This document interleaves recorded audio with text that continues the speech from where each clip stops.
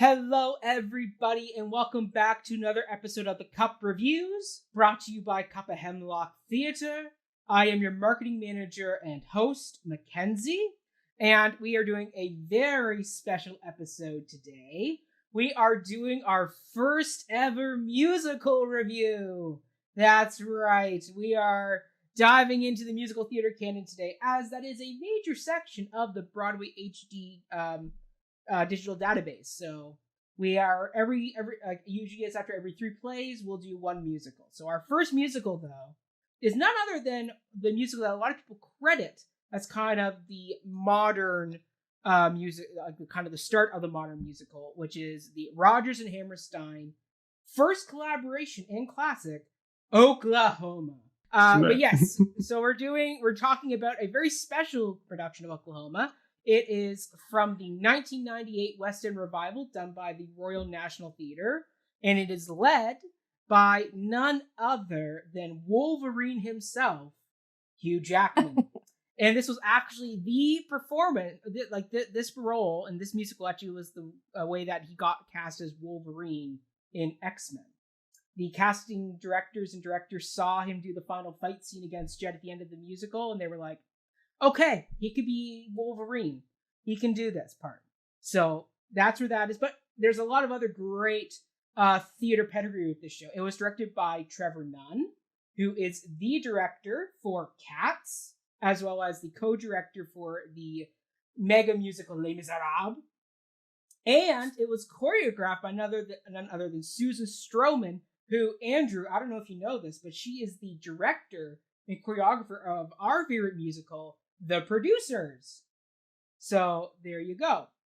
Oh, nice. I didn't know that, but that makes me happy. Exactly. 5-time Tony winner Susan Stroman was our choreographer, and it was directed by musical theater legend Trevor Nunn. So there we go. But yeah, that's what we're talking about today. Joining me, we have a great panel with us. First off, returning from our Pipeline panel review, the man who is back at York going to get his minor in psychology. None other than Mr. Major. Andrew Poirot. Hello, Andrew. Oh, Major. Sorry, Major. You're Major. Hello, Mac. How are you? I'm doing well. Looks like you're dressed to go to the box social. One of those. I don't know. I'm back. That's all I know. Yeah, exactly. I appreciate that you're so beaming about this first musical on the Cup. It gives me a lot of energy. Now I got to do justice to this episode. Well, I host a podcast all about musicals, and the fact that this was one of our first episodes we did on the podcast was about Oklahoma, so it was great to kind of get back and revisit my favorite version of this musical. So, yeah, there we go. Nice. Andrew, why don't you tell us what is in your cup, as well as what was your favorite song of this musical? All right, so I got this Romeo. I'm gonna pronounce this wrong. Limonzini. It's like I'm assuming it's like a lime version of a peach Bellini. Okay. So yes, I went fancy. I also just went to the Lickbo and was like, what looks purdy, and that's how I chose it. My favorite purdy. Song. It's purdy. Oh, geez. I have to say Lonely Room. Judd's big that number. was probably my favorite. For I have my reasons. Maybe we'll get into that later. It's a damn good villain song. That's one of them. Yep. Yeah. It is. And fun fact, that actor who plays Judd, Schuler Hensley, if you've ever seen the movie Van Helsing with Hugh Jackman, that is the actor who plays Frankenstein. Mm-hmm. So there you go. No way. Wow. Oh my gosh, all these connections. They were born to fight each other. Really? It seems so. Yes. There we go, though. Next up, we have returning to us, once again, Katie being on us now. This would be, what, your 3rd or 4th episode? Because you... I think just my second. Yeah. Is this your second? My second time. Yeah. Well, but yeah, very excited back. Yeah, welcome back to another review. So tell us what's in your cup today, and also just what was your favorite song? Because you are the other musical theater kind of knowledgeable person. on this panel? Right now I'm drinking some 40 Creek. Neat, not very fancy at all. And my favorite song in Oklahoma is The Farmer and the Cowman. Will be Should friends. be friends. Must be friends. Am I getting should be friends? Should be friends. The Farmer and the Cowman is what I it's have called. Oh, that's okay. When I was like 10, maybe even younger, we did like a competition dance number to that song. So that's always the song from Oklahoma that kind of like remains in my in my head at all times. So It's a very timely song, considering right now it is currently election week in the States. They have yet to declare the official winner. So by the time this comes time out, of recording. time of recording on Friday, recording, they yes. have not announced the winner yet. I'm sure by next Wednesday, hopefully they will have announced who won the election. But yeah, that song, I mean, just rewatching that scene and listening to those lyrics, it's like very timely. That a musical written in the 1940s is coming back and still proving its relevance in this day and age. Mm-hmm. We'll get more into that. Signs of a good song. Signs of a good song, yeah. Exactly. And then we have our wonderful literary manager, resident dramaturg, my co-producer of All Things the Cup, Mr. Ryan Barakovich. Hello, Ryan. Hi, Mac. How's it going? Very good. Good to be here. Happy to talk about Oklahoma, which I had never seen prior to this. I knew nothing about it. So this was a trip for me. A trip to Oklahoma. Yeah. It's true. It's true. In the 1970s, that song became the official song of the state of Oklahoma. So there you go. That makes sense. Cool. But Ryan, what is in your cup today? Fact. I got a lot of fun facts. I was going to say, if it's a musical, like I know. Max the walking Wikipedia, I think. All right, Ryan, but tell us, what is in your cup today, and what's your favorite song? So I got in my The Cup, so meta, I know, with Cup of Hemlock logo on the back. I am drinking orange pico tea, and standard stuff, really. And my favorite song, mulled over this for a little while, but this might sound basic, but I think I gotta go with Oh, What a Beautiful Morning.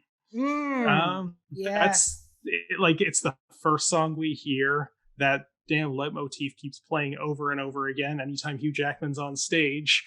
But you know what? It's catchy. I'm still humming it after the fact.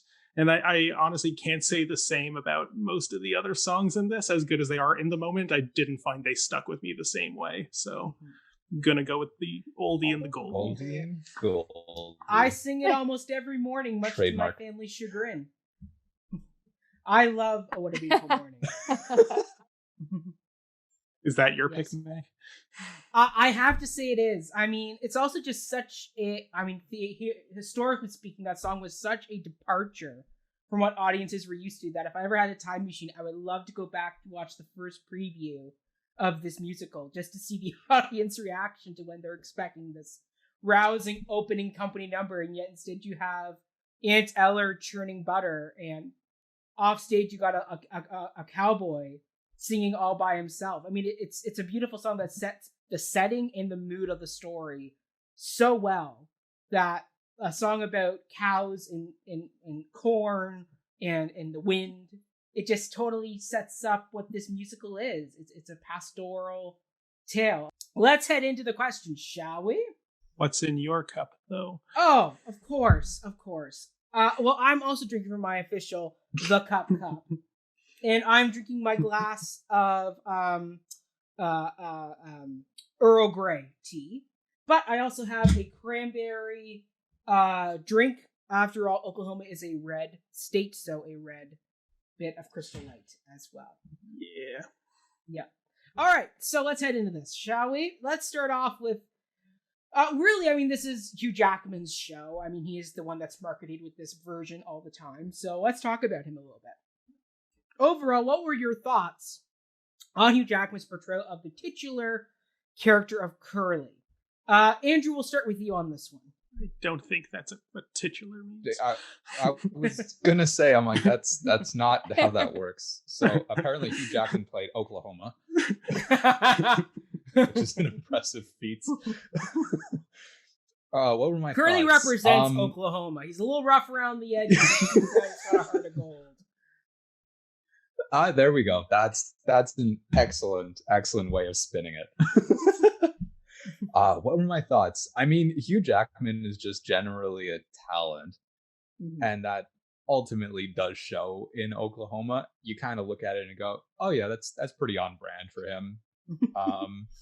I have to say, even though we're talking about Hugh Jackman right now, he wasn't necessarily the performer that stuck with me. So, not to say he was disappointing at all, because he rarely is disappointing.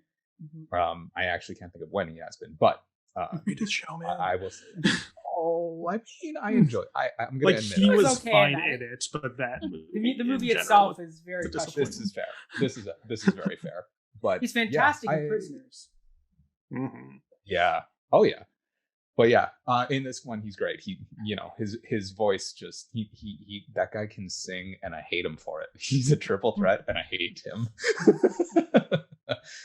But yeah, that's triple threat. That's all he can sing, he can act, he can fight, and he can dance. I mean, I watch him in that ballet. Really? You do all three at the same time. Yeah. I mean, I mean, in that ballet, technically, he does at least three things at once. So. This is very true. Yes. Yeah. I mean, a lot of people forget Hugh Jackman, before he did Les Mis, which is kind of when a lot of regular cinema folk got introduced to his musical chops, forget that he's a Tony-winning actor who also hosted the Tony Awards like 3 times. He has some deep musical theater roots, especially down in Australia, where he was one of the, I think he originated the role of Gaston in Beauty and the Beast when that musical made it down to down under. So there you go. More fun facts about Hugh Jackman. Katie, what are your thoughts on Mr. Hugh Jackman? Too, but maybe I'm making that up. I loved Hugh Jackman. I thought he was really great. I think I kind of agree with Andrew where, it's funny. I'm like a terrible musical theater person and have never seen Oklahoma before. And I know that Curly has this like, he sings the song that we all know, and he opens the show with it. And then I was kind of like, wow, you're kind of outshone by a whole bunch of much juicier characters. So I kind of felt that quite strongly through the whole thing. But I thought he was great. I thought his acting was so lovely and specific and well thought out. And and I thought his voice sounded great. And to his kind of, I thought dude could dance. I was like, I thought he was great. Yeah. I was really, I have very few, I think, negative things to say about that performance. I thought, it's a great role for him. He was wonderful. Yeah. Wonderful. Ryan, your thoughts on Mr. Hugh Jackman? So, this is going to sound worse than it is. I will preface it with that. I wasn't sold on him right away. I feel that. I feel that. Well, yes and no, I guess, to it also, because the first thing we see and hear of him is his singing, and the man can sing. So he comes out, vocal cords ablazing, and okay, nice, he's gonna be a good leading man in this musical. But then when he stopped singing, I had a moment of oh no, what's going on? Because at first, I will say, I wasn't sold by his acting of this cowboy archetype. It seemed just a little put on for my taste. I don't know what it was. It's something about it I just thought didn't click with me right away. But there was 2 key moments where I think that changed, and then I was on board for the rest. The first one was in the scene in Judd's smokehouse. It is the kind of monologue he has where he's basically trying to talk Judd into thinking that he wants to hang himself. It was a shocking scene, but the fact that he sold that, and like that actually felt like very sincere, and I'm like, oh my god, wow, that's a side of this character I had not seen before, and I was like suddenly, okay, tell me more, Mr. Jackman. Then I know this comes late, but the moment when I was completely sold on his like non-musical acting in this was actually just the very cute, very awkward proposal scene. I just thought everything about that just gave me the warm and fuzzies inside, and I was like, okay, Mr. Jackman, carry on. And yeah, overall, I think it is a great performance. I recognize that this is kind of pre-stardom for him, and yeah, like it's tempting to look like, oh, Hugh Jackman, big star, headlining this show. But yeah, I think this is pretty early in his career, and like he still has room to grow that we've seen over the past 2 decades for sure. Yeah, I mean, I have to agree with everybody, what everybody said. I mean, Hugh Jackman, I mean, this is such a beautiful performance he gives. I mean, he is so freaking charismatic in this role with that pearly white smile. Like, you can't help in those first movies not to kind of become enamored with this guy. It's like, of course you can come sing through my cornfield. Of course, Curly. Like, go right on ahead.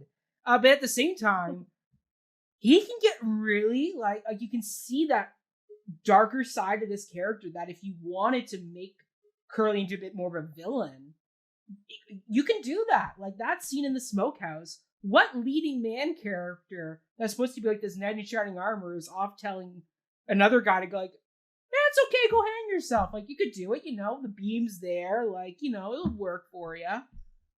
So, I mean, like, it's such a... Say but all yet, these nice things when you're gone. Exactly. And yet we see at the end that he was lying through his teeth. Because ain't nobody mourning Judd at the end of the musical. No. But I mean, like, but he makes that, even in that dark scene, you're still on side with Curly on this matter. Like, you're still kind of like being like part of the bully's posse in this one, where you're kind of ribbing this other character. I mean, say what you will about Judd. I mean, Judd is not the nicest character. I mean, Judd is not the nicest character to begin with, but in that moment where you got that your supposed good leading man working his magic to convince this guy to commit suicide, like, as the audience, you're kind of on board with him, and you're like, hold on a minute here, I got to take a step back and think this part Speak over. For yourself, I have to say, I found myself rooting for Jem when he like pulled out the knife. I'm like, no, you know what? Just stab him. I felt bad for Judd. Yeah, like, I feel bad for Judd too in this moment, but at the same time, it's like, I can't really hate Hugh Jackman in this moment either. It's like, because they're both deeply flawed characters. That got cringy for me. Yeah, and like part of what I was getting at when I shouted out that moment wasn't that, oh man, he's so charming, telling this guy to hang himself. Like, it was, oh no, it was the turn this character took that gave me willingness, that showed the layers of the character. I was not on board with it at all. Yeah. And at this point, No, please, absolutely finish. Well, at that point, remember, this is like the second time we've even seen Judd on stage. Yes. And he has not proven himself to be a villain yet. Curly doesn't like him because they're after the same gal. But that, there is no justification from Curly's perspective to go that extreme. Yeah. Absolutely not. I mean, it's really, that's another great thing about this character of Curly and about this musical, is it creates a lot of great moral debates that you can have as a director when you're crafting this pieces. You can take these characters in so many different directions, and we're going to talk about that more as we go through this piece in this work. But like, this show just opens up so many possibilities of ways you can interpret these characters. Like, it's fantastic, and Hugh Jackman just did such a great job making Curly likable in so many of these moments where at times he can come across as really, I don't want to say abusive, but just kind of like really kind of not a nicer guy. Like, he's you're still on side with Curly by the end of the musical, and that's a big tightrope to walk. So yeah, Hugh Jackman, good for you. But as we said, there are other fantastic people who surround Hugh Jackman in this piece. Katie, we'll let you start this one. Who is your other person you'd like to shout out? Oh man, I mean, the women kind of stole the show for me. I'm sorry, I'm pulling up the cast list now because I was a bad actor and didn't do my research and don't know their names. Okay, great. But the woman who played Lori, holy Josephine moly. Gabrielle. That's that's an insane role. Like, you have to dance a ballet, which she did beautifully. She's a beautiful ballerina, my goodness. You have to sing the soprano line, and then you have to basically go from sobbing to laughing like 8 different times. Like, I was like, this is a hard role. And I thought she was like quite magnificent. And then actually the first person who kind of got me on board right away was Aunt Eller. I thought she was great. I thought she was so good. And then, of course, a big shout out. Yeah. And she was just, truly amazing, and kind of had that like grounding presence that I think we need in this musical. Yes. And then, and then Ado Annie. I think it's because I'm like secretly like, that's who I'd be in this musical. But I really like it. And again, I'm so terrible and I don't know where. Vicky Simon is as Ado Annie. Vicky Simon. Yeah. Yeah, I thought she was so funny and like so and also so sweet. I was really on board with Ado Annie, I think, the entire time. But yeah, that was it. And I piggyback right off of that because I was also going to pick Vicky Simon as Ado Annie. Yeah. Piggyback off that, and then I'll piggyback off you. Okay. Well, my big, one, she just steals the spotlight in any scene she's in. Yeah. But something that I think is worth remarking upon with this character is, like, she did such a great job of, like, taking this character as she is. But something that strikes me as odd is the musical itself seems to condemn her as a character. The whole song "I Can't Say No" is basically just, our authors are slut shaming you. Isn't that funny? And I guess someone. Apparently. I mean, it's really probably all or nothing. Like, that very much is. Well, yeah, that too. And honestly, I hated Will Parker. Like, nothing against the actor, but just the character. Just I don't know, like, not that Ali Hakim is much better, but in terms of their relationship with her. But I think, something that just Vicky Simon did so well is bringing the comedy to this character and recognizing that it is what it is, kind of. When I can definitely see more subversive takes of this, probably not 20 years ago when this was done, but more subversive takes that will really kind of play with these uncomfortable dynamics with this treatment of this character. But I think that would have to come at the cost of the fun, and I like that this version is still able to find the fun in this character, and I think this performer did it very well. I also think that she's what I liked about Vicky, sorry, not to jump back to me, what I liked about her performance is that she was very she seemed to me to be proud of who she was, and again, because this is not a great show for women. Let's be totally real. We're, they're treated as property. We're buying them at the dance. It's truly not a great show for women. And I thought that she did a really good job of being this is who this person is, and not being she didn't seem ashamed of it to me. And I think that was really a win for Ado Annie. Yeah. Yeah. She's super comfortable just sleeping around, having several different suitors. Totally. And it's the men in her life that are forcing her into this box, and she's just being herself, and I was here for it. Yeah, I mean you definitely can see Ado Annie as very much a reflection of her time, because this musical came out 49, I think I said, is when it came out. Yeah, 40. Hold on. Yeah, I think it's 49. This musical. I want to say you're right. Yeah. I know not to challenge you on musical trivia. I'm pretty sure it's 43. Okay, so even more important, 43. So this is right during the middle of World War II, and women are in the workplace, but then also the war is about to end. So it's the whole thing of women going back into the home and men coming back into their regular lives. So it's a whole weird representation of women of this time period, where it's it's a changing world for them, and Ado Annie very much embodies that, where on one hand she is this freewheeling out there in the world, all about herself, but at the same time she still has to deal with these very, I guess we can say conservative, traditional men who are very much like, nope, you're going to be in the home, you're going to look after this, like this is what it is, and yet you got Ado Annie being this total contrast that. So yeah, I mean, Ado Annie, like she's another tightrope character to walk, and you can play her so many ways that it's wonderful. But I will say, piggybacking off Ryan and Katie there, I'm going to give my shout out to Maureen Lipman as Aunt Eller, though, because, and Katie, you kind of alluded to it a bit, but she is the grounding sounding board for all these other kind of zany characters throughout the piece, whether it's Ado Annie's dad or even like Ali Hackham or Akeem, or Ado Annie or any of these other people. She's this great kind of lightning rod that kind of gives everybody something to play off of, and she totally shifts the way she plays each of the scenes with people. Like she's never the same way with each of these characters. Like sometimes she can be like really tough as nails when she's dealing with Andrew, the Ado Annie's dad, during the box social. But then on the other hand, she could be totally loving and endearing, like with Lori after the fight between Curly and Judd, where she's saying like, listen, you gotta toughen up here, honey. Like the world is not gonna be roses here. Like this is life.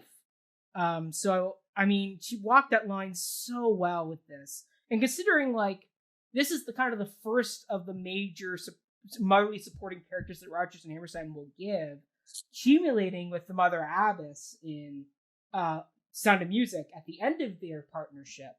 But you can see the seeds of where this type of character will grow to by the time we get to the end of their partnership. Like this is a very great foundational kind of concept character for them, where it's like, okay, we need like a motherly figure. A lot of times it is like an aunt and not like an actual mother.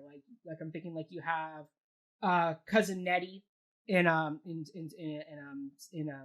Carousel. You have the first wife in King and I. You have Bloody Mary in South Pacific. The Mother Abbess, as we said, in Sound of Music. Like I know there's kind of the start of this great motherly supporting figure that Rodgers and Hammerstein will use to give really the great big power ballads or the big message piece of the musical too. I mean, like Farmer and the Cowman, yes, it's comedic, but then the next step is You'll Never Walk Alone, and then you have by the end of the run you have Climb Every Mountain. So it's this thing of like the message song always goes to kind of the supporting mother figure of the piece, and yet it's Aunt Eller who's giving this message of unity in this time of conflict in this community. So yeah, I mean, she's also pointing guns at people. Yeah, well, I mean, like that's who Aunt Eller is. Very violent. I mean, hey, she is. If you look at the community though, like there's not a lot of older women around her who are kind of keeping everything together. I mean, she is literally the glue of that community who bridges the gap between the cowboys and the farmers. So when you're playing with these rough and tumble guys, I mean, sometimes you got to pull a shotgun on them.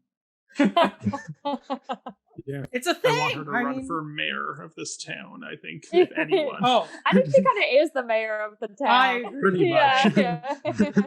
Yeah. And Like, she who gives runs it as good as she this? gets. Exactly. Oh, she totally runs Absolutely. everybody. Yeah, I mean, she Yeah. totally runs everybody and keeps everybody in their place. I mean, it's great with Ali Hakim where he calls her Aunt Eller and she goes, "I am not your Aunt Eller. Don't you dare call me Aunt Eller." So once again, she is the community kind of gate that lets people in and out of this community. So it's really interesting that like she plays this role, which is one reason why I think people like Curly are accepted into this community, while somebody like a Judd Fry isn't. Like he is not accepted in this community. Aunt Eller as like the auctioneer at the box social, where she's clearly tipping the scale in Curly's favor by stalling it out on him repeatedly. It's like she's very much like, I didn't think of this till now, she's very much like the gatekeeper of this community. Like she lets people know who's in and who's out. So I mean even with in the end with the trial with that federal marshal, she basically blackmails that one guy, being like, "I'll tell your wife about the affair you're having." "I'm not having an affair." "Well, we can't prove it, so like it could be." It's like Aunt Eller. So yeah, Aunt Eller, like fantastic character. I love Maureen Lipman as Aunt Eller. She holds her own on that stage with a lot of men, for sure. Andrew, who is your shout out? All right, I gotta. This is gonna end badly for me. So I do have to give a shout out to Vicky Simon because I did enjoy. I've been looking at too much Shakespeare, so I always want to say adieu. Adieu, Annie. Much ado without Annie. I was just like, Adieu, Annie. oh, that's gonna mess with me. But yes, Okay. I also agree with you guys. I really liked the way Vicky Simon portrayed Ado Annie because she was just this lovable free spirit, and I really enjoyed that. So this is where I lose people. I actually kind of enjoyed Ali Hakim. Oh no, he's great. Yeah. Peter Polycarp. Peter. Yeah. Thank you, Polycarpu. I actually the character is questionable. I found actually a lot of the times I had to be like, do I like the actor but not like the character? Or it was a little hard to separate at times. But I thought for all of the character's faults, the actor knew his comedic timing. And the only time that I really laughed was when he was talking, because he was just fierce with delivering a punchline. Yes. So I have to give him credits as the only guy in the show that made me laugh. Oh, actually, that's not true. Aunt Eller did make me laugh, but not admittedly as hard as Ali Hakim. Yes. So yeah, those are my two shout outs that I have to give. Yeah, Peter, he's a wonderful actor. He over in the West End, he's actually like one of the big musical people that they have over there. I mean, he was in the original cast of Les Miserables and Phantom, and then he also he played. Give me a minute. I know it's on the tip of my tongue. Oh, he was the original. He was the original John in Miss Saigon, the one that sings Blue Doy at the top of Act 2. All right, so he is a lot of he's a big name, and he really did walk the line with Ali Hakim, where it can go really badly for that character if you play it really wrong, and yet he played. You actually really liked Ali Hakim. Like he is actually a really likable character in this piece. I mean he saves Curly's life in Act 2. So yes. So which go on, Ryan. I just think that scene was so silly to me, not because Ali Hakim saves Curly's life, but because Judd was just going to slit Curly's throat in front of everyone. This is the same guy who covered his tracks by burning a barn in the previous town. He's this unsubtle in this moment. While we're on this topic, I deliberately didn't pick him because I thought for sure someone else would, and Vicky Simon kind of took slightly precedence over me. But Schuler, is his name pronounced? Schuler Hensley, who played Judd, was a close second for me in the shout out. Because, first of all, he was just the right amount of creepy. Yes. You kind of feel bad for him in his outsider status, but he's off-putting enough that you get why people other him, and that is a difficult balance. Where you can understand the sympathetic side while still being completely on board with maybe we shouldn't be too nice to this guy and give him ideas. But at the same time, that singing voice threw me for a loop. And it's just so jarring because he seems like the least refined person in this whole show, but he has an opera singer's tenor, and so and there is something he's a baritone, not a tenor. Oh, okay, well, showing my hand at my lack of musical expertise. Because I'm sure it is a performance that gave the concept of tenors are the heroes, baritons are the villains. So it's this type of song that kind of set that precedent. Silly me. But you're right. Didn't no, you know that? I did mean, not. I mean, Schuler Hensley. I mean, he's played some of the great musical theater antagonists. He was Billy Bigelow in Carousel, which has the best baritone song, which is Soliloquy. He's played Javert in the West End a few times. Just go up and let's go watch him play Javert. It's why didn't we cast him instead of Russell Crowe? Honestly. Opposite Like- Hugh Jackman again. Opposite. Just like Right? Frankenstein and Van Helsing. There you go. They're a package deal. Exactly. But he just has such a booming presence on stage. Like even with him standing there holding up the women in the ballet sequence, where they're just climbing on him like a jungle gym. It's like I would just love to stand next to you just to see like your true size. I mean, look at the size of his arms. He's almost like the mountain in Game of Thrones, where it's like He's a big walking man. behemoth Yeah. of a man. It's like I can believe, because we don't forget Hugh Jackman, like he's over 6 feet tall. So the fact that like you got someone who can physically look imposing against Hugh Jackman, especially in that fight scene where Schuler's giving it is just as good as Hugh Jackman is in that final fight scene between the two of them. Like they're going at it with each other. Like it's intense. Very well done. So yeah, well said. This cast is just fantastic. Let's just give it to him. Like Trevor Nunn made a great cast with this piece. But let's get into what was our favorite production or design element. Katie, I'll let you start this one. Yeah, I had like kind of two things in mind. The turntable was great. What a wonderful idea. And I love too how we can kind of like go through the house and get to the back of the house. And like, I thought that was really, really very cool.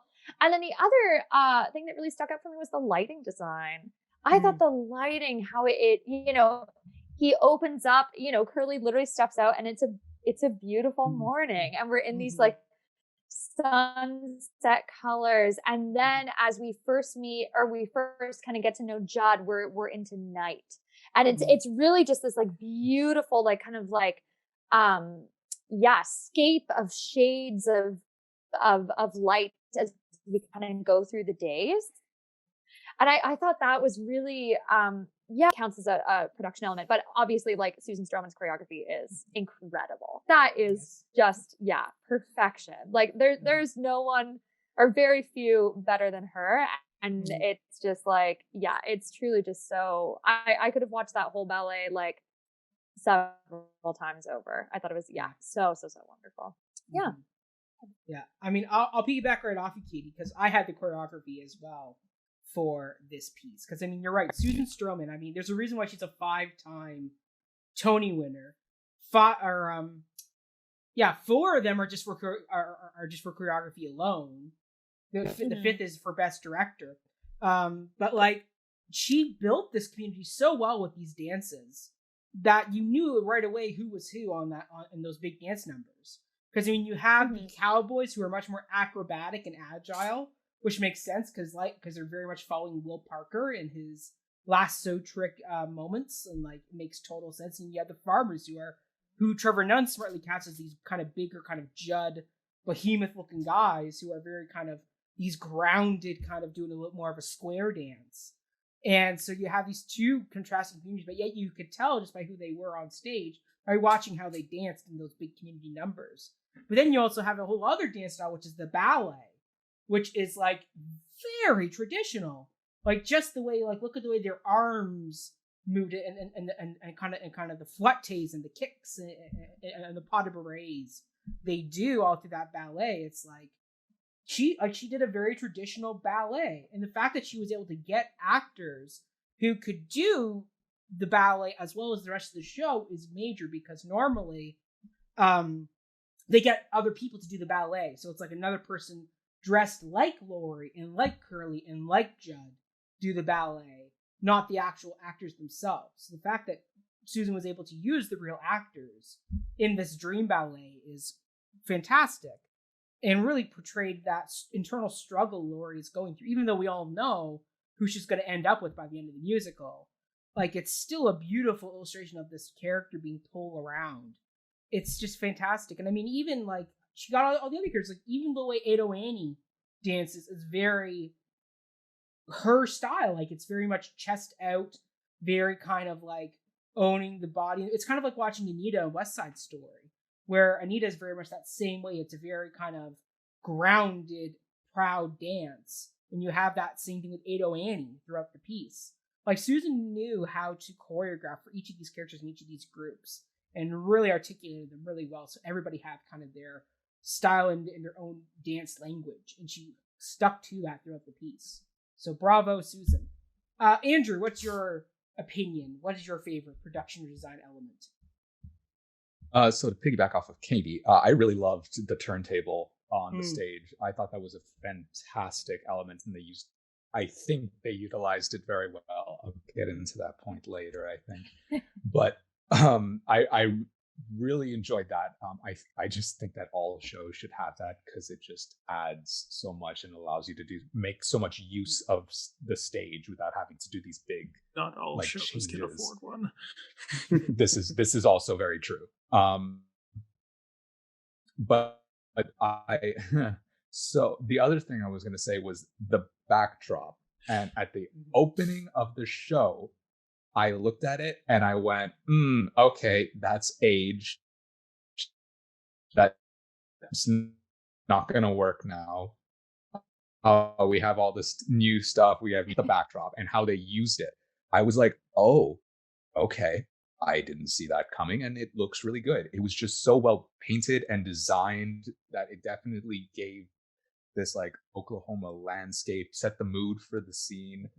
And it just played really, really well off the lights. It totally just set an emotional tone for everything. And it was just really cleverly lit. So I have to say that was kind of an entrancing part of the production that I have to say was very surprising for me. And I have to admit defeat on my initial opinion of it. Trevor Nunn loves his turntables. Like, he used it in Cats, used it in Les Mis, he's now used it in Oklahoma. I'm sure he's used it in at least one or two of his plays he's done as well. Like, he loves a good turntable, and you can see why they're so effective. They are able to keep that story moving at all times. I mean, we just saw that Ryan in our last episode with Death of a Salesman, where they used a turntable as well to kind of seamlessly move between locations and scenes. So, yeah. Ryan, what was your favorite design or production element? Well, you lot all took everything I had written down. Like, my number one was going to be the scenic painting, which, Andrew, you swooped in at the last minute. Mate. No, but I do, really credit where it's due to this just like wide open sky, this panoramic, painterly pastel view, and like it kind of right from the very beginning of the show just scoops you up and puts you in the setting. And what I like about it is that it is sublime without being realistic. That like it doesn't matter that it looks fake, it just really sweeps you in, and I think that is worth a shout out.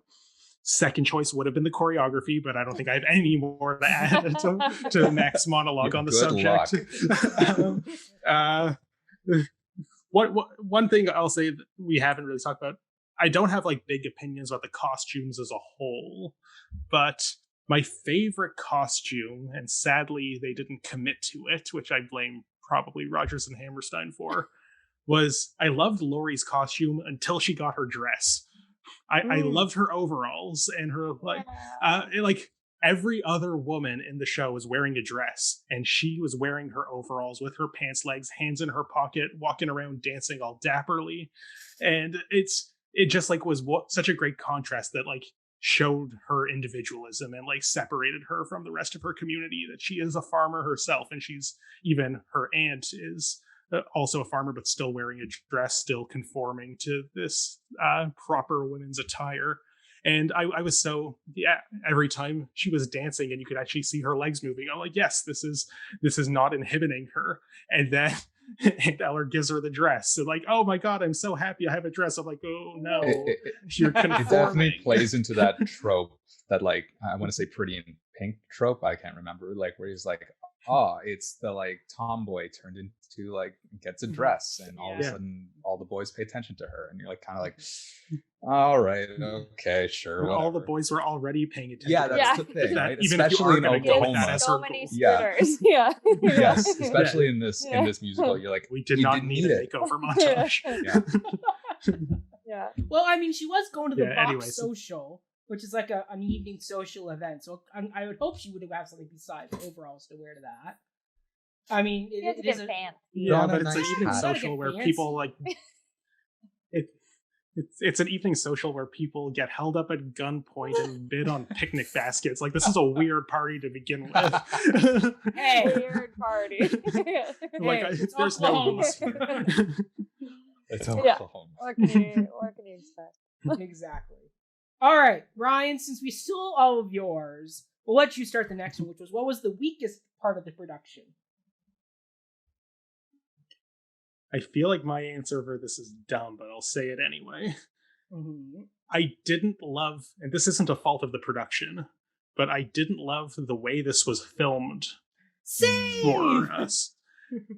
Because, so they very clearly filmed a version of it with the audience present that they cut to at the very beginning, at intermission, and at the end, and one time in the middle with that train montage just to show, there's an audience there.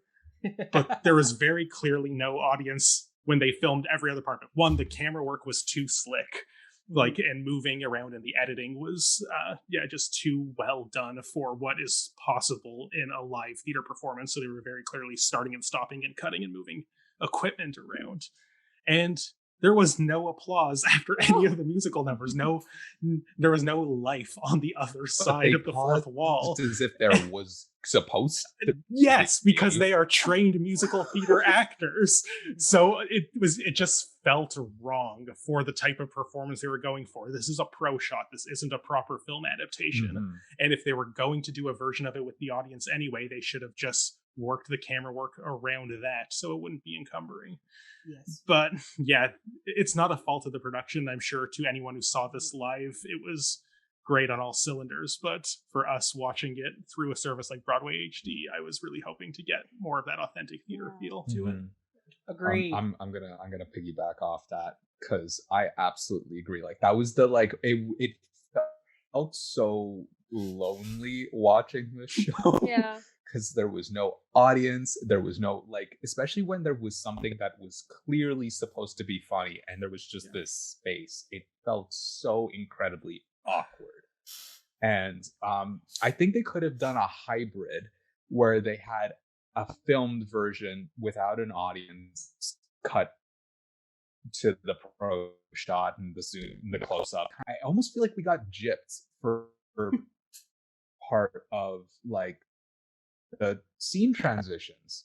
Like, it just felt like it was too quick. We were there. I'm like, okay, cool, but I know something happened.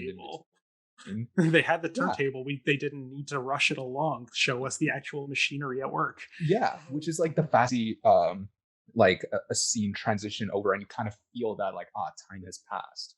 But just the jump cuts, it felt like nothing happened.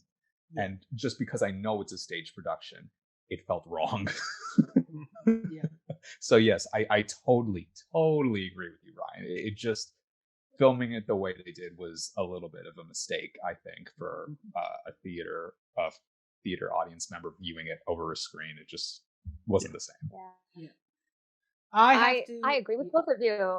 Oh, sorry. I'm so sorry. No, Katie, you go. I that's what I had too. I was, I think especially in the last 5 months, I've been kind of like starved for a theatrical experience. And as someone like who, I think most of us do theater in some capacity, and the something that is so exciting is the role of the audience, and what do they add to the scene, or how do they react, and yeah, that's exactly what I missed. I missed the applause, I missed the laughter. There are funny moments in this show, that I just felt it would have been so much more it would have been enhanced if there was real audience participation. And then too, I was kind of like, why did you even include the audience in the beginning and at the end? Because it looks like they were the most unimpressed audience in theater history. Till the end, standing ovation. Standing O. Yeah, that was truly, I thought that was kind of a strange choice. Yeah, because I was trying to kind of pinpoint a part of the production that I thought really was weak, and I couldn't really think of one. But yeah, that to me is what stood out. Yeah.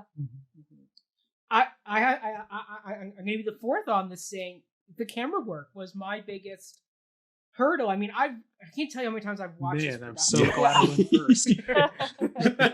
Well, yeah, because I mean the production itself is so strong that it's like the fact the camera work at like I didn't mind some of the pro shot stuff, like the fight scene at the end, because they were cutting it so quickly, you couldn't see the naps, which for all our uneducated theater folk, it's when it's the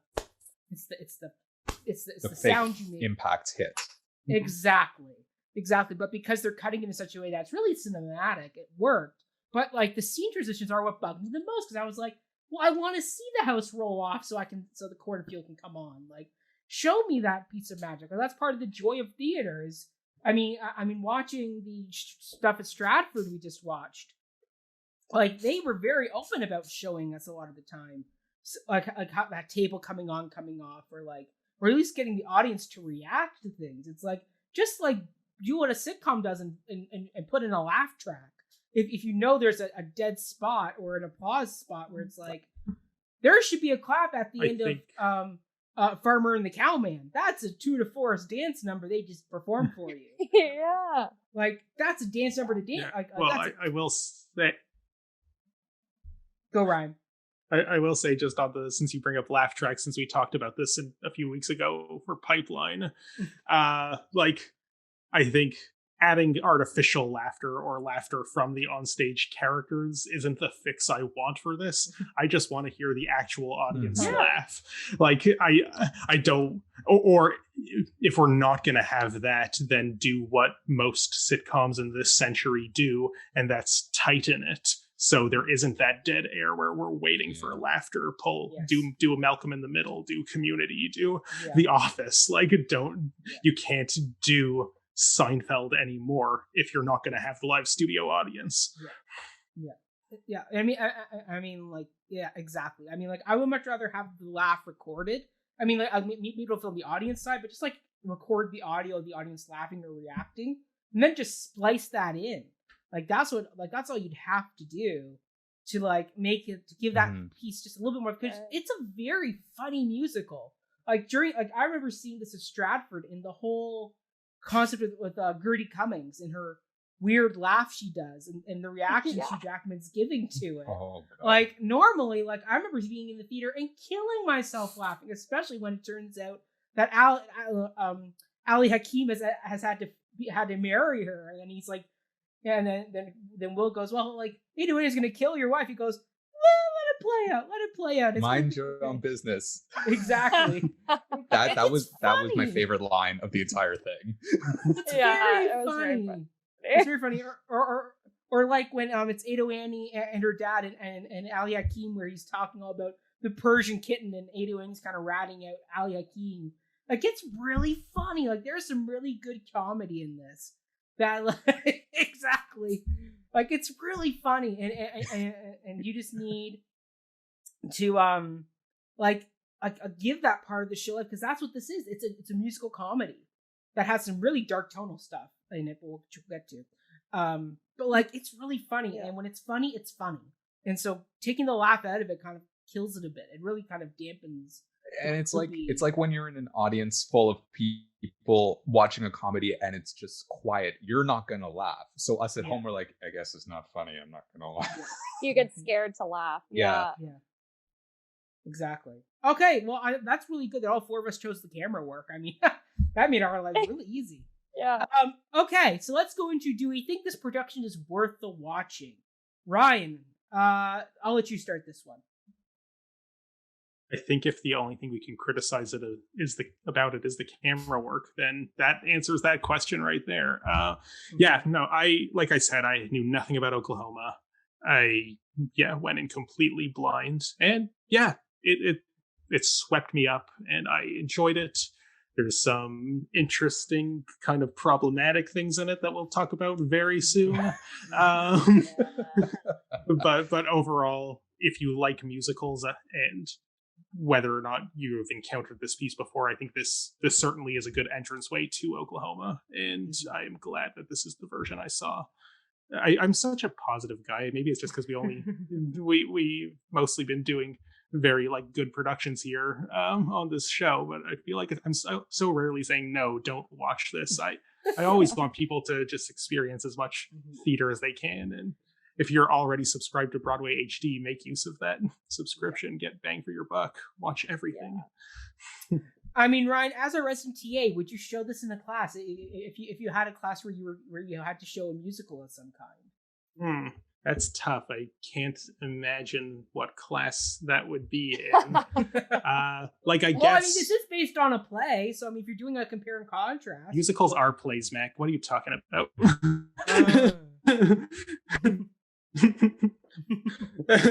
I mean, I think there's a great course right there about like musicals adapted from plays. You could do the camera one and then cabaret, and then you could musicals do. I don't know about that. I think musicals are their own thing. That's a deeper debate.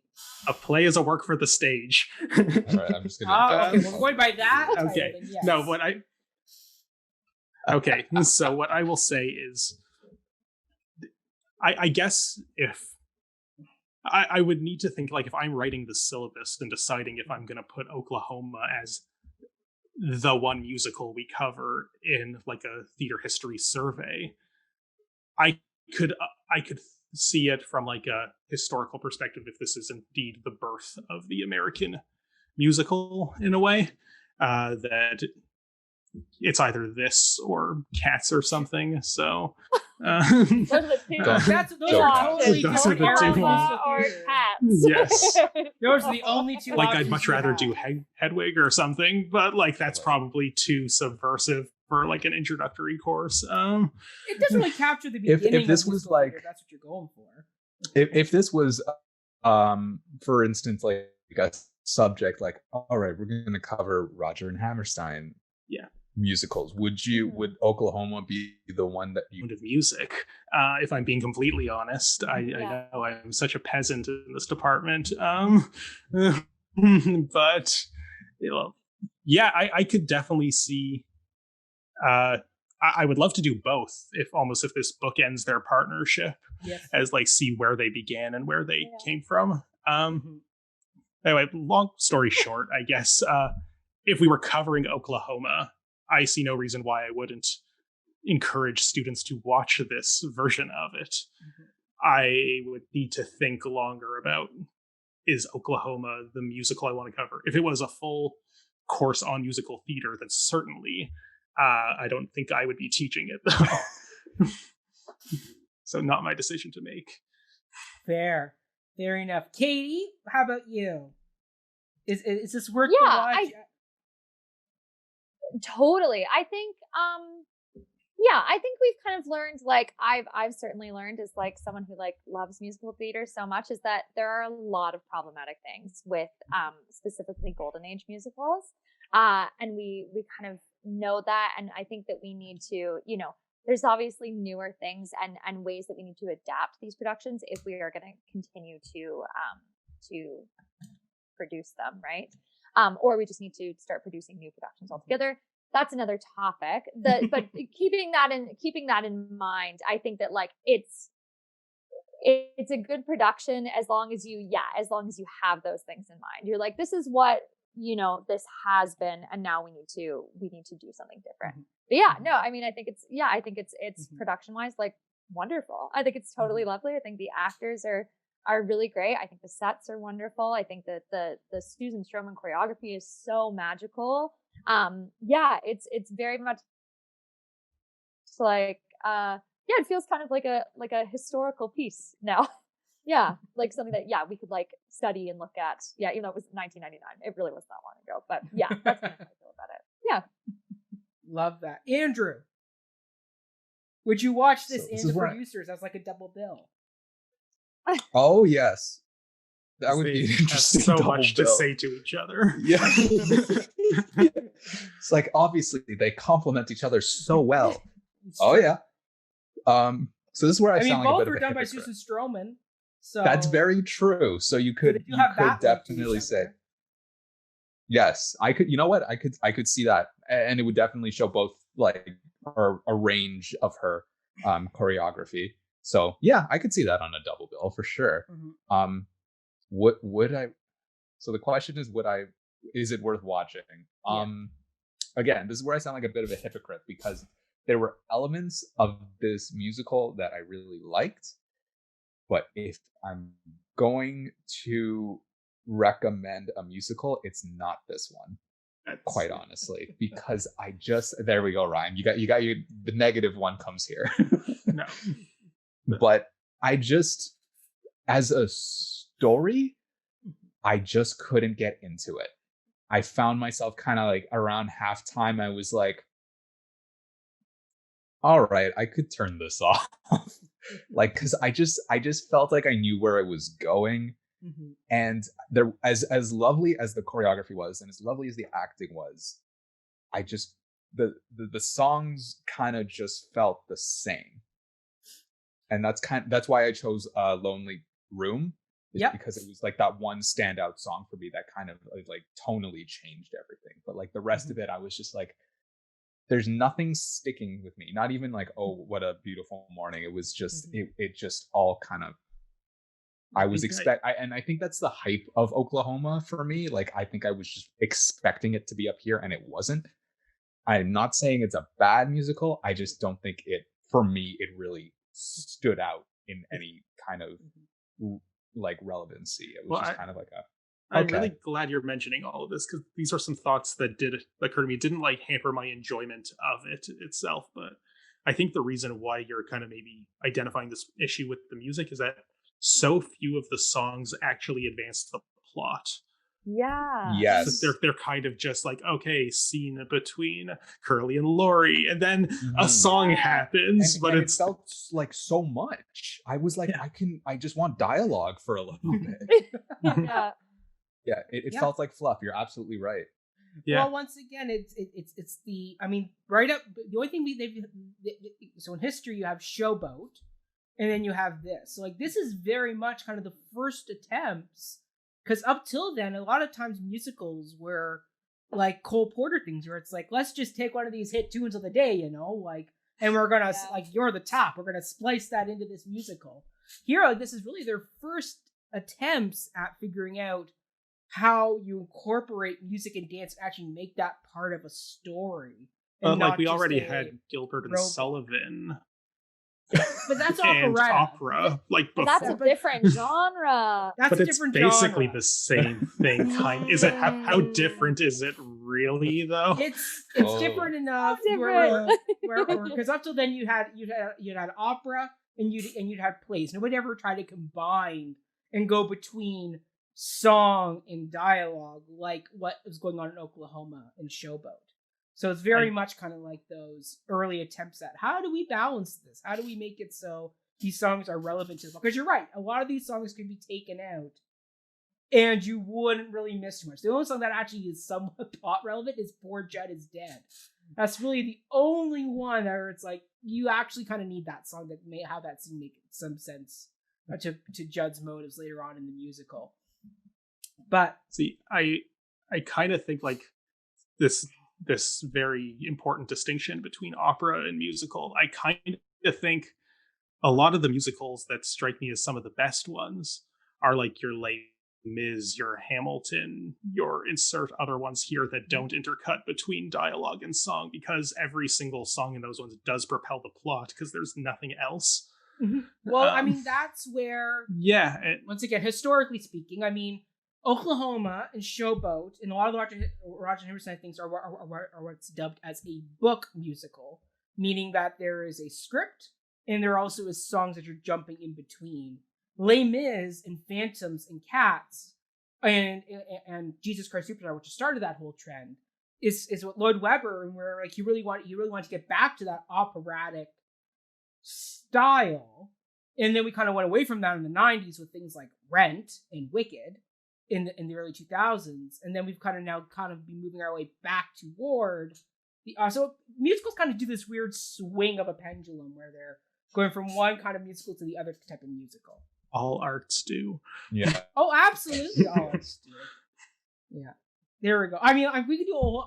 Matt Anyway. could host a whole theater history seminar about musicals and their. It's gonna be like Mac. Mac could have his own podcast where he talks about nothing but musicals. Oh wait. What a great idea, Ryan! I'll get right on that.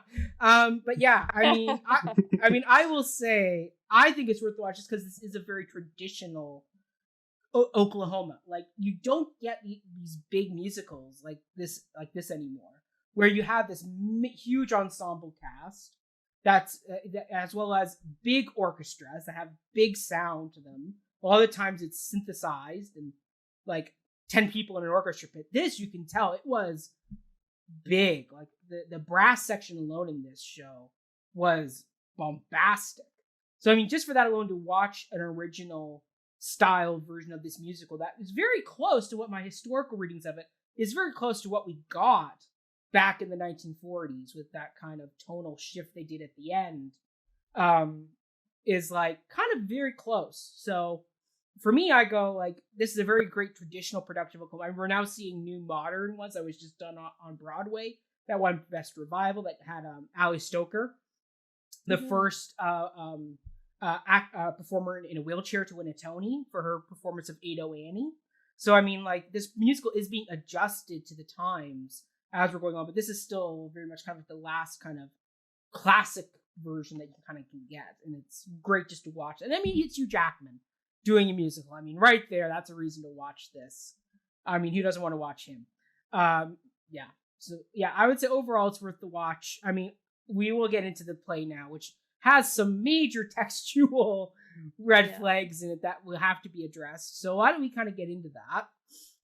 So the first thing we got to address is the character of Ali Hakim, who, according to the original script, is supposed to be played as Persian, or Middle Eastern. He's supposed to have an accent of some kind. And he's written to be this very kind of stereotypical, foreign character doing the comedy. So how do we address that in this modern age? Is there a way we can adapt this character to make him less culturally offensive and stereotypical? Andrew, since you chose Ali Hakim as your like cast shout out, how would you go about addressing this character? So I just want to say that when he stepped on stage, I was literally like, where are you from exactly? Because I don't know what it was, but at the very least at the start, his accent just kind of like went all over the map. And I was like, I don't know what you are. and then he's like Persian. And I'm like, that's not okay. Sure. How to adapt I think the character is quite funny if you get out of any kind of nationality, personally speaking. Like if you were to adapt the play and just write out the fact that he's from anywhere, he could just be a nomad. Like he's just traveling the country. Give him an accent. I don't care.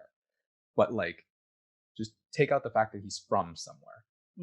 I think he could just exist, because there's nothing really that I don't think, in my opinion, links him to any particular stereotype in his dialogue outside of the fact that he labels himself as being Persian. Yeah. And I think he could just be this comedic peddler, and that's fine. And and the comedy would just I could relax, really. The comedy would just go, and nothing would be lost by doing that, personally speaking. That was my thing too, is I was just like, why does he just doesn't have to be from Oklahoma? Like, why are we giving him such a specific stereotype? Like he just like, yeah, exactly. I think that if you take that away, then he's just someone who's not from there. And that's the whole point, is that he's like this new person in Oklahoma, right? And so that would be my suggestion, because the character is super stereotypical, and especially in this production where this is the only person of color we have on stage who's playing this stereotype is, obviously really problematic and not what we should be doing anymore. So or ever, so I think that, just making him, he's a traveler, he doesn't have to be, a stereotype of somewhere. Yeah. I mean, I'll piggyback off both of you because I think you're hitting on something really, which I kind of boil it down to is don't put the character as caricature, which is what this originally would have been. You play it as just a human peddler like character, like a traveling salesman. And what I liked about, actually, I sent this to all of you, which was the BBC staged concert, is what they did was they subverted the character where they had a white actor play him, not with any makeup, but just as a white actor, and he throws on an accent, and he calls it a Persian accent. And so what it did was it threw the comedy now on Ado Annie and the rest of the community who are believing, because they don't know any better, that this guy is Persian. And it's like, he's not, and we all can see he's not, but this community that doesn't know any better and is not worldly enough to know thinks that he is this kind of Persian character, even though clearly he's not, and he's not playing it as Persian, but he's saying he is because they don't know any better. It's like a sales tactic. He's throwing on it's dealing with that whole idea of these smelling salts from Egypt or this stuff from France. It's not from France or from Egypt. He's a peddler. It's a sales tactic. So him throwing on an exotic accent totally kind of puts the comedy now on the community versus on him as a character, which is what I think works. I totally think the character of Ali Hakim could have been a Frenchman. Can I just say that? Like, yeah, actually, you know what? It's that's like, have you heard a French goodbye kind of thing? Like, came on one of Napoleon's boats and exactly. docked in Louisiana and made his way to Oklahoma. Yeah, you know what? I could totally see that. That'd be fantastic. So once again, I think that's the trick, is if you take the comedy, take the focus off of his nationality and put it more on the fact this community doesn't know any better, and that's where the comedy is that they're being duped. But except for maybe Aunt Eller. Aunt Eller may be the only person who kind of catches on to this and kind of throws it at him. But everybody else is believing that this is some exotic salesman, and that's his ruse that he uses to kind of trick this community, which and kind of woo Ado Annie. I think that's a great way to reinterpret this character is putting the comedy on the community not knowing any better, and really kind of highlighting the fact that a lot of these communities who don't, even nowadays, who as we've seen in the news and other things in the world, who don't fully understand the world and these different cultures, would absolutely believe if somebody came in and said this. Just because you said it, and I don't know any better. I think that's a great kind of mirror you can put up and have a lot of fun with as a director, directing this character in his interaction with this community. I mean, Sacha Baron Cohen did that. Yeah. Like, he'd be a great Ali Hakim, Sacha Baron Cohen. I would totally pay. Like, he stayed... He totally stayed at someone's house for 5 days under the guise of Borat from, I want to say Uzbekistan, but that doesn't sound right. Yeah. Kazakhstan, thank you. Yeah. And they believed him. They were like, oh, you don't know about COVID-19? Well, come on in. We'll just house you here. Welcome to America. It could just play. It totally plays out like that. You're absolutely right. And that's exactly the comedy you play with this character, is that we know who this guy is, but the characters don't, and I think that's the smart tactic with this character. Ryan, I see you nodding and thinking. So, what are your thoughts? I have a lot of thoughts. So it's just starting to piggyback off of what you're proposing here, Mac, or what this other concert production has done. I think that can be well done, and I think the Sacha Baron Cohen example is like the perfect, way that very delicate needle has been successfully thread, but it is delicate. And I think, to me, if not handled with care, what you're proposing sounds like it's trying to solve the fact that the play is racist by making the character racist. And if the character is racist, is the play not still kind of racist? So I think it could work. I just don't think it's a band-aid solution. It needs to be heavily integrated into it on every level of the dramaturgy and the performance and the directing. That said, curiosity, Mac, this isn't public domain, is it? No, heck no. Roger, I don't know how musical copyright law may differ from regular play. It's like this musical is locked under lock and key with Roger. That's what I would have assumed. You can't say too much about it. So while I like the idea that Andrew and Katie, you've both brought up of just kind of neutralizing the racial element of this character, the fact that he says Persia so often, things like the Persian goodbye, or the Persian kitten, as he describes. Yeah, the Persian kitten, things like that, without the consent of this heavily locked estate, you're not really legally allowed to change it. So my response to that then is it could also be like, again, a hybrid of Max, where he goes, I've been all over the place. I've been to Persia. And he's not from anywhere, but he like, I've been to Persia. Yeah. Have you heard of the Persian goodbye? Oh yes, right. He calls me his Persian cat, but like he's from like New York. Yeah, like that's what I would picture. Is this character is like maybe Italian from New York, and he's basically traveled the Midwest, and like just totally putting on this accent on people just to sell some corsets and some smelling salts. Because he's found that's a tactic that he uses. It's kind of like Harold Hill in The Music Man, showing up in a town and pretending to be this music aficionado. And it's like, you are not, but nobody knows any better. So, of course, you can sell it to them. I have two other kind of thoughts about this. One of them being that, to me, I don't know if this is inherent to the show or if it's specifically Peter or something or others. I forget your surnames. Performance in this particular production. Yeah, that. He didn't seem like he was doing a Persian stereotype at all. Seemed like he was doing a Jewish stereotype. Oh my God, thank you. I was so And you were waiting for the Jew in the Zoom room to say it. Yeah. I'm sorry. I was really like, I don't want to get this wrong. Yeah, that did not strike me as like, now I understand why, not so much in 1999, but in 1943, had Rodgers and Hammerstein and company ever met a Persian before? Maybe not. But they're in show business. They've probably come across some Jews. And to me, yeah, he had a very like vaudeville kind of vibe to him. Very sort of Catskills Borscht Belt brand of comedy here. And because that is a stereotype of the Jewish peddler that kind of is so baked into this DNA. As funny as I think the character is, I have a hard time getting behind it ethically.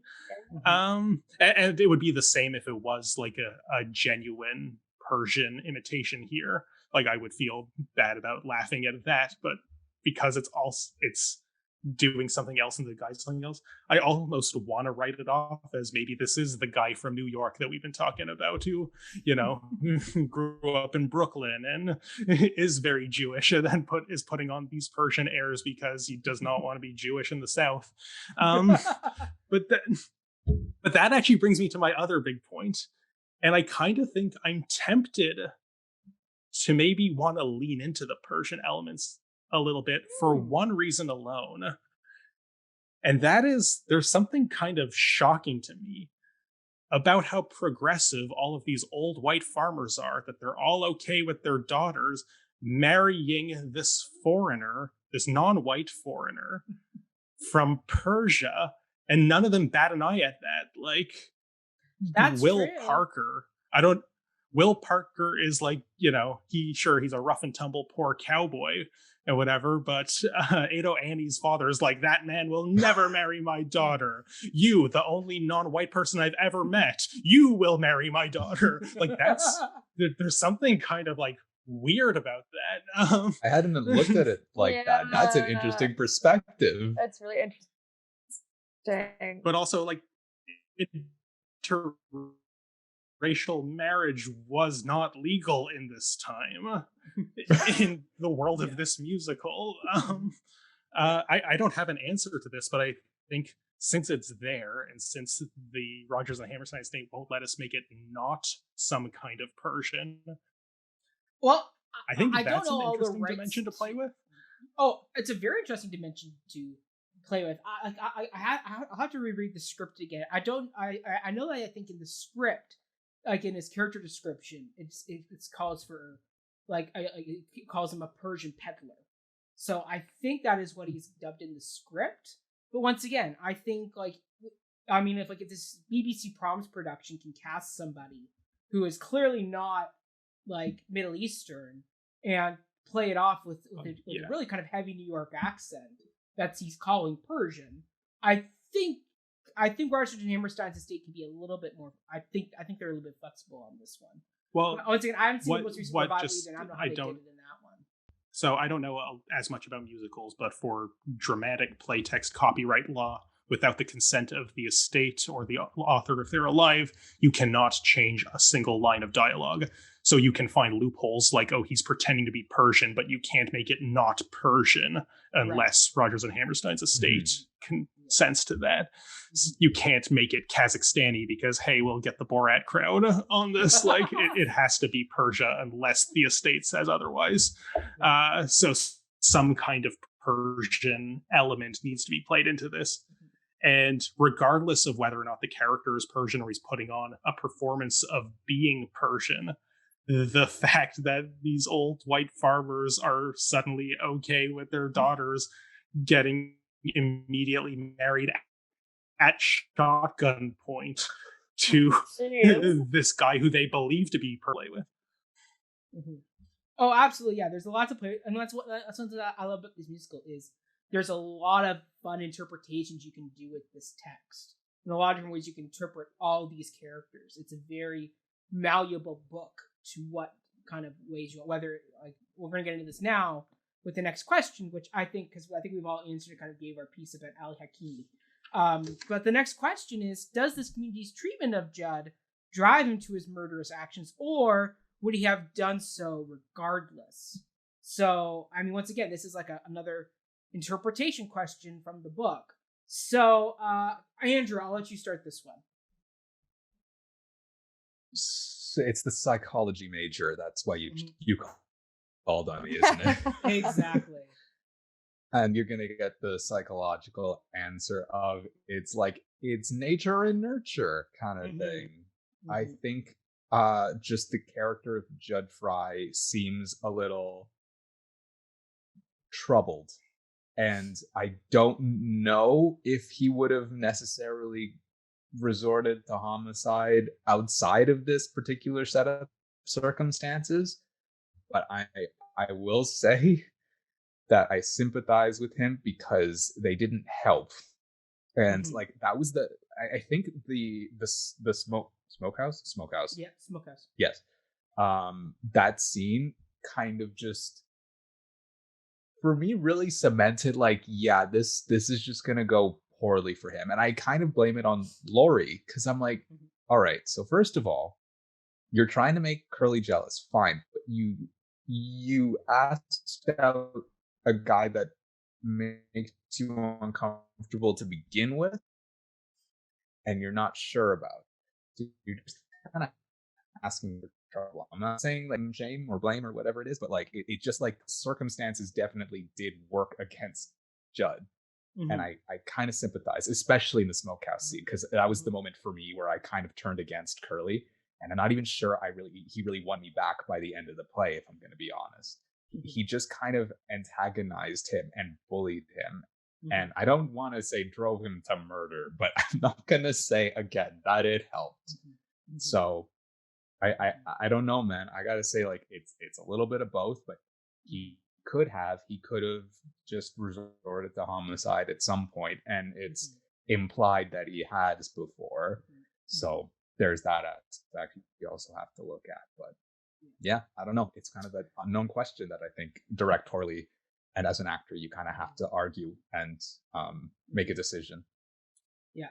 I mean, yeah. I mean, Andrew, I'll piggyback because I wrote basically the same answer. I was like, it's a mix of nature and nurture, and also the director's direction of this character. Because, I mean, Judd from the text implies that yes, he has murdered before, but at the same time, throughout the entire track of this character, he's being antagonized the whole time. Like that whole basket scene where Lily Judd is, I don't want to say you pity him, but Lily, he's like, I'm putting 2 years worth of my life savings, $42, that's all I have to my name, down for this picnic basket, and then you got this freaking community that just like is like, all right, Curly, we're gonna bend the rules for you. Like you can sell your gun, your horse, your saddle, and probably gonna get them all given back to him after the picnic is over anyway.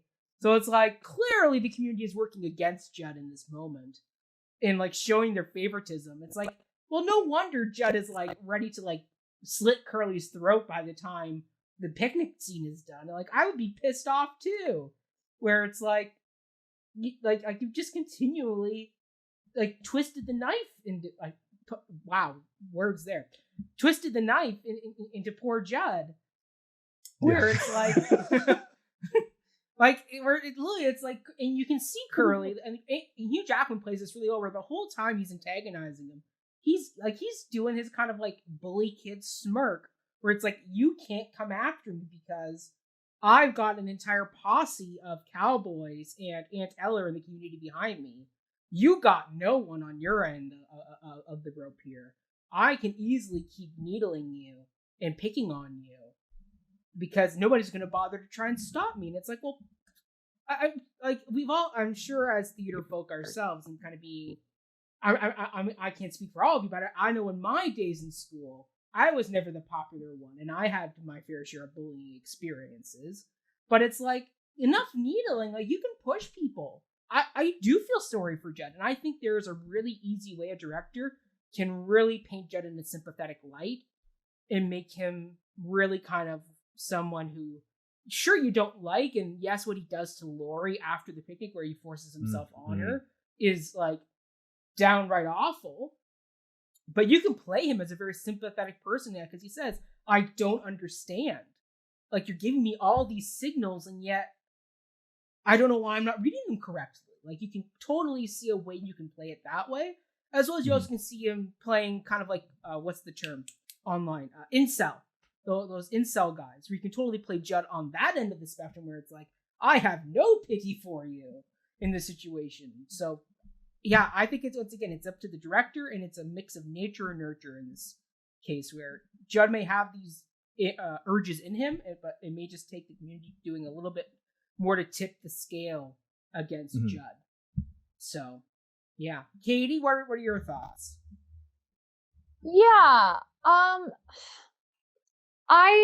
I also found that I sympathized with Judd in probably like the first act, but then he forces himself on a woman, and that kind of completely made me be like, no, bye, Judd. I was not truly not a fan.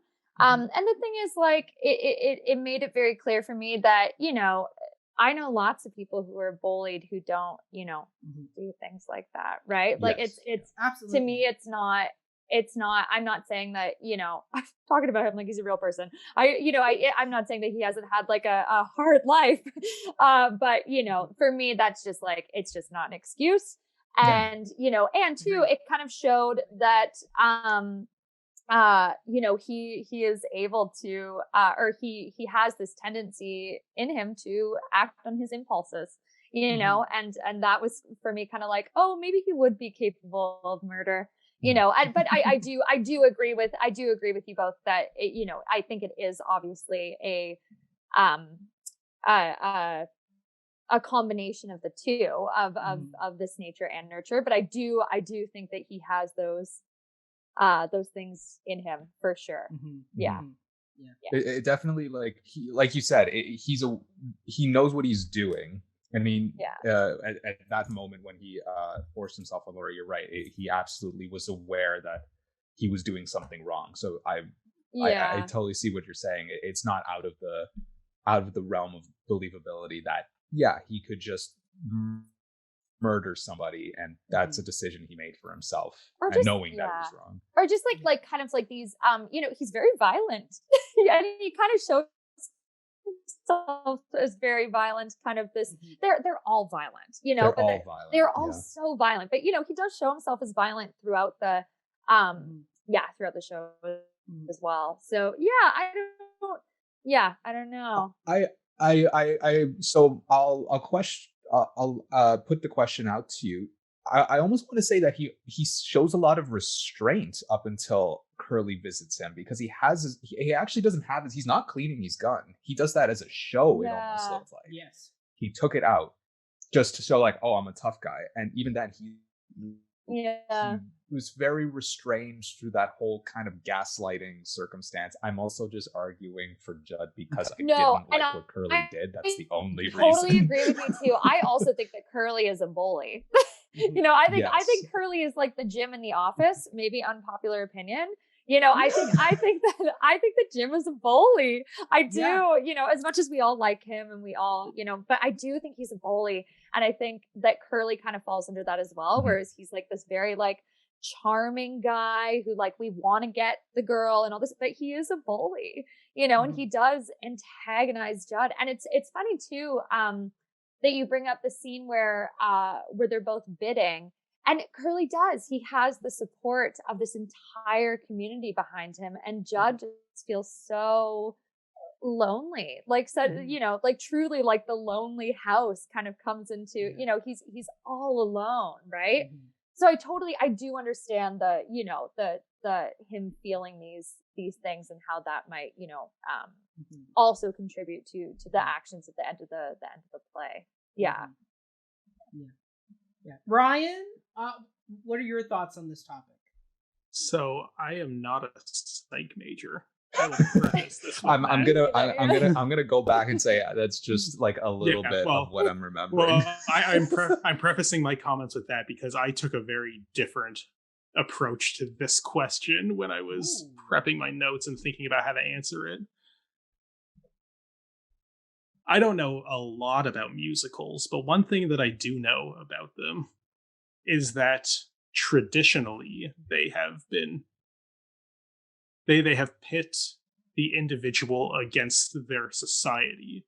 That the idea of singing a solo against the chorus is nobody understands me and my community is just this amorphous blob of conformity and I'm so different, I'm so special, I want more. And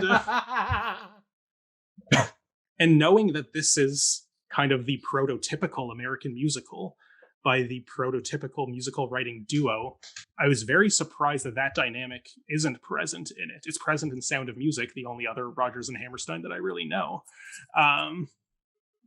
And when I think about this conflict between individual versus society, in any other musical, Judd would be the hero. Or at least Laurie would be the hero and Judd would be the guy who would... He comes off very Phantom of the Opera. Mm-hmm. And that's totally why that's the other final reason why I liked Lonely Room, because I'm like, this sounds like a Phantom song. Yeah. His voice. Yeah. So I just reading this dramaturgically and in light of theater history, which I guess most of the history I'm drawing upon postdates this play, but I feel like we, at least watching it today, are primed to sympathize with him in a way that his original audience probably wasn't.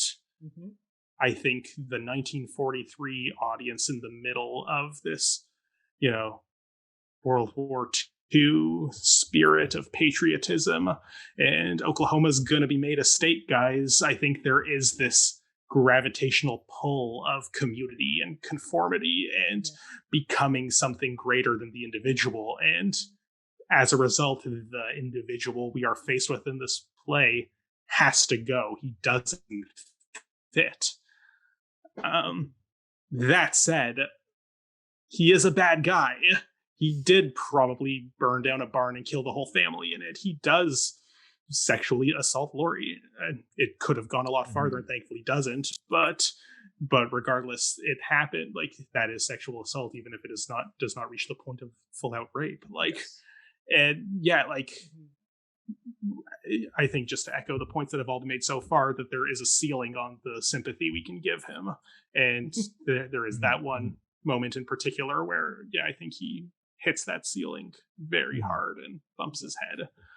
Yeah. And I think he had to be written that way. Otherwise, we would sympathize with him too much. Mm-hmm. And everything preceding or everything after that point succeeding, whatever the word, after that point, if he hadn't have forced himself on Laurie never happened, it just wouldn't make sense as a character. We couldn't finally say, and I think we all are, that he's a bad guy. Yeah. Because it doesn't lend itself to that. At least, well, although he did try to kill Curly, so maybe that's a little too much of a generous statement. He does try and kill him a few times. This is very true. Yeah. So maybe I should go back on that. No, Like, but if that this being was said, written like in- you can understand why Judd is kind of gunning for Curly. Like Curly is Katie, you're right. Curly is a bully. Like Curly in high school would be like the stereotypical jock. Who, If this was written in the 80s, Curly would be the villain and Judd would be the hero. Totally. absolutely. It's basically just Karate Kid Yeah. or Revenge of the Yeah. Nerds, or which is also Yeah. pretty rapey, but Yeah, Um, that's a whole other discussion. But yeah, okay. Yeah, there we go. I mean, like, let us know in the comments when you watch this video what you think of the character of Judd and how you would interpret him, because this is a great kind of debate topic. The last one, though, deals with the end of the musical. So for those of you who have never seen the musical, Curly and Laurie, they get married. They sing the great song Oklahoma, which was actually a late addition to the show that they wrote on the It's train titular from song. Buffalo to. Well, actually, okay. So originally the musical was called "And Away We Go." They found that wasn't hitting the right note, and they needed a new finale song. So on the train from Buffalo to New York, because the train was going through fields, they wrote the song Oklahoma. So by the time they got to the New York preview, that's where that song had come from. So anyway, so they sing Oklahoma, yeehaw. Curly and Laurie are getting ready to drive off in their buggy, and then we find out Judd is back in the town after kind of being away for 3 weeks, and he shows up to the house drunk. He once again forces himself on Laurie via a kiss that clearly she is not wanting. After all, she is now a married woman and clearly only wanting Curly, to be with Curly. And so then Judd initiates the fight with Curly. They duke it out, which the community seems to be A-okay with. Like, they have no issue with, like, yeah, no one stepped in to stop the fight. They all were like, this is how we decide who Laurie should be with. Fight. Basically. So the fight ensues. Halfway through the fight, Judd does pull a knife. And during the fight, there's some swiveling on stage, and Judd ultimately ends up, in this particular production, falling on his knife. And he dies off stage, and nobody mourns his loss. And they all drive off into the sunset singing Oklahoma reprise. So, prior to them driving off, though, they hold I think the term is kangaroo court, where basically it's like it's a show trial for like formality sake. So the question is, though, is it right for the community to cover up Curly's? I guess we can call Curly's accidental murder of Judd, but really it could be described as Judd's own, like, accidental homicide of himself. That's suicide. There's a word for I that. guess. I don't know. Accidental. Yeah. I mean, they dub it as a self-defense. Judd falls on his knife. That's the court describing what they do it as. But basically, they kind of do a show court situation just so Curly can drive off into the sunset on a happy note. But do we think the community did right by doing this action at the end? Ryan, since you went last, I'll let you start this one. I have a lot of thoughts on this, so bear with I'm me. excited. Oh boy! Excited for my many thoughts. Yes. As the dramaturg, I would hope so, because this is a really weird tonal ending that they do. You think? Hammerstein do this all the time in their musicals. I mean, like, look at Sound of Music ends with the invasion of the Nazis, and yet you have the kids and Maria von Trapp walking into the hills singing Climb Every Mountain very patriotically at the end, even though in reality they would have walked right into Hitler's, like, mountain retreat, but that's besides the point. But, like, carousel. The Big camera Bill cut. walks into We heaven didn't see after that. slapping his daughter and his wife. Like Rogers and Hammerstein do this all the freaking time, where they end these on these really weird tonal notes. So Ryan, give us your thoughts as a dramaturg. Okay, so the question is the community justified in covering up this murder through this show trial? That's the framing of the question, correct? Yes. Because we've gone in a lot of directions with this. Accidental homicide of himself. This accidental homicide of Accidental himself, which is homicide. not suicide. So to answer the question in the form that it comes to us, I will just across the board say no, this is not justified, and I have many reasons why. First of all, no actual court would convict Curly for this. It is very clearly self-defense. A man attacks him, regardless of the fact that it's on his wedding day. A man attacks him with a knife, is threatening to kill him. It's even if in most southern states, especially where they do have stand your ground laws, at least today, even if Curly had pulled out his gun and shot him, most courts would consider that self-defense and he'd get off scot-free. So I think they've built up this boogeyman of institutionalized law that, oh no, if we send Curly away, he'll be sent to jail for sure. And I just don't think that's a reasonable expectation under these circumstances. Bringing up the fact that it's his wedding day, though, it was one of the randos in the crowd who said this. I don't remember if they had a name or not, but there was a line that I wrote down because it was so interesting to me. Or actually, maybe it was Aunt Eller. I should have attributed it here in my notes, but it was, "We ain't gonna let you send the boy to jail on his wedding night." So the fact that it is his wedding night is clearly given a lot of importance in the moral calculus going on here. It's not that like, oh no, Curly did nothing wrong and we want to protect him from being wrongly convicted. It's his wedding night, guys. Come on. We already did this weird ritual where we interrupt the couple's consummation. At least the least we could do is let him have his honeymoon. But my counter question to that is, if Curly was very clearly guilty, would this defense stand? Come on, guys, it's his wedding night. If Judd had just showed up drunk and just be like, "I'm angry at you, Curly, and I'm gonna use my words to express it," and Curly pull out a gun and shot him, hey, we can't send him to jail, it's his wedding night, would that have been a defense? So I find That's a really good question. I find that, yeah, well, this importance of the timing, and I get it sucks to have to go to court on your wedding night. I get it. But at the same time, I think too much significance is being put on this element and not on the fact that, okay, he's not guilty, but we're afraid that he will be treated as such.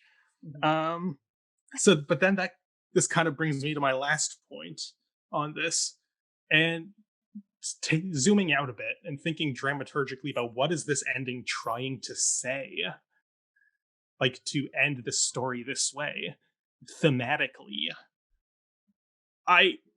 I think it's just the wrong decision from a playwriting perspective. As much as I've already explained why it's a wrong decision from the community's perspective, but playwriting wise, what the hell is this ending trying to communicate to us? Yeah.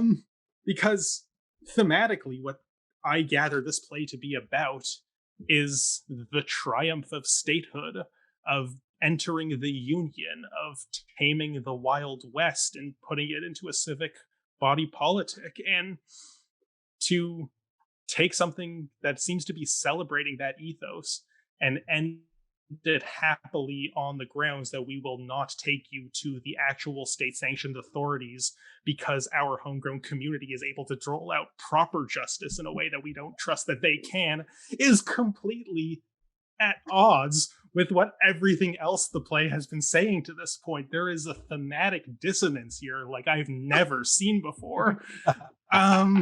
It's really cracking me up that like Oklahoma has broken the surgical brain. It's very fun. Yeah, like okay. I've I can probably answer some of your spoken questions, enough Ryan. about this, and I'd love to hear all of your thoughts. I can answer some of your I'm questions. prepared for the Okay, sure, go for answer. it. I mean, the Please reason do. for I'm all the ears. murder scene at the end is because in the original play, Green Girl the Lilacs, Jeter, who is Judd, the character Judd, just different named in the play, he shows up at the wedding scene again in scene 5, looking for revenge. And then Jeter shows up and sets fire to the straw. Laurie and Curly escape, but in the subsequent fight scene, Jeter falls on a knife and dies. The scene ends with Curly deciding to give himself up to the police. In scene 6, Curly escapes from jail in the day before his hearing to spend the night with Laurie. Men pursue him to the farmhouse, but Aunt Eller convinces them to let the couple finally have their wedding night. Thus ends Green Girl the Lilacs, the play that is adapted into Oklahoma. So that is why we have that's this somehow weird worse. ending. I think that could get But that's worse. why, like, if you're wondering why this random thing comes up at the end, it's because they were following the But they're not, because play. it's still a different ending. They gave themselves the adaptational liberty to change it and came up with something maybe not worse than the original, but something that's still incoherent thematically. So, like, if they were going to give themselves the freedom to change it anyway. They're like, maybe it should be. Maybe that'll spark some interesting discussions.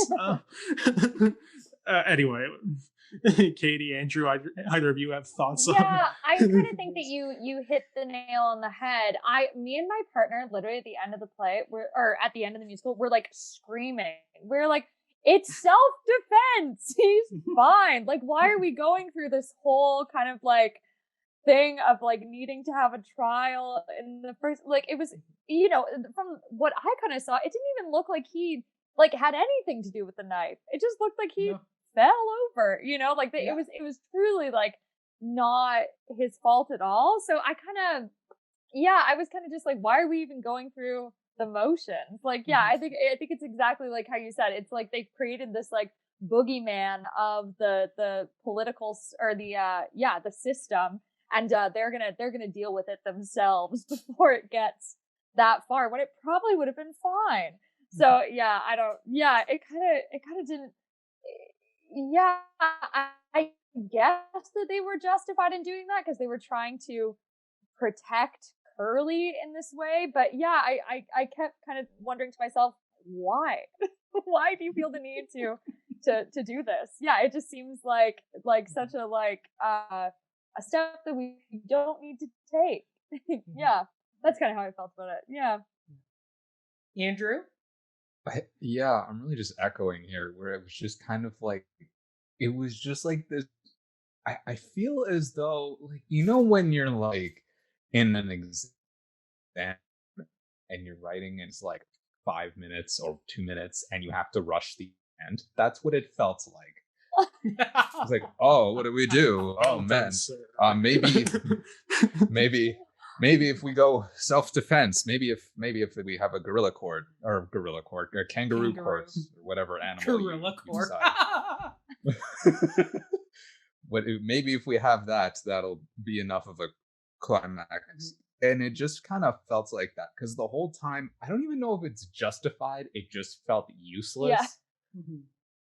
Because it was like, I don't know if they're not PC. I almost want to argue that it's not a matter of being justified or not. It's just a matter of like, if you just wanted them to spend the night together, just go tomorrow. You don't need to do anything. Also, of it. like the putting this currency on letting them spend the night together. They were in the middle of that when you interrupted them with your weird ritual, and it's only because of that Judd wound up dead. If he had just showed up while they were, you know, doing their thing in the room while everyone was outside, just patiently waiting for them to emerge for whatever reason, then like they would have shooed off Judd long before Curly would have ever encountered him, long before Judd could have once again forced himself on Laurie, which forced the situation to escalate as it did. Like, you suddenly care so much about letting them have their wedding night when you people were the ones that disrupted it in the first place. It's nothing about this makes sense. Yeah, this community seems like a bit of a jerk at this point. Like, because it's like, you bully Judd, then you bring them out of the wedding night, and then you hold this kangaroo court. What goes through your head? Get your priorities together. Yeah, like get your priorities straight. None of this needed to happen. But like, yeah, it just kind of felt ridiculous. Like all of it just as an ending and as a decision by the community. It's like I don't even it's just stupid. I think it wouldn't solve all the problems that I've addressed, but I think, okay, if I were to script doctor this very old play, we already have a perfectly good scene with a knife with the kaleidoscope. Mm-hmm. That should be the moment that Curly, in self-defense, kills Judd. Mm-hmm. We can accelerate things a bit so that the wedding happens sooner, or the courtship, whatever, find some kind of closure before that. But if in the middle of the party Judd tries to kill Curly and Curly in self-defense turns the knife around and actually does stab and kill Judd, that would add some more layers of like nuance and moral gray area. He would still be, I think, justified in self-defending himself. But go on. Well, I was just gonna say, but he would have actually have had some kind of action in it. Like, Judd falls on his own knife. Curly, even though they're in a scuffle, he didn't, even in like the description of it, he didn't do anything. Judd fell onto the knife. If I agree with you, if Curly had some action, like he actually pushed the knife with his own hands, there's stake in that. Yeah. There's that, like, he could be found guilty of murder, but instead it's just kind of this like, there's no... And like it still wouldn't solve the bigger issue that I'm citing here, is that the kangaroo court undermines this valuing of the state and its jurisprudence. That like I honestly think the best way to end this would be it would be kind of anticlimactic, but if Curly's like, I'm turning myself in, and then we have a real trial that's just like, you did nothing wrong, go home to your beautiful wife, like in that accent. But that would be the happy ending that they're trying to do here. And I think they just make it so nefarious by by going against this supposed faith in law and order. I was expecting, so again, I've never seen Oklahoma. I didn't know how it ends up until now. I don't know what this does for the plot, but I was expecting the entire time for Judd to kill himself.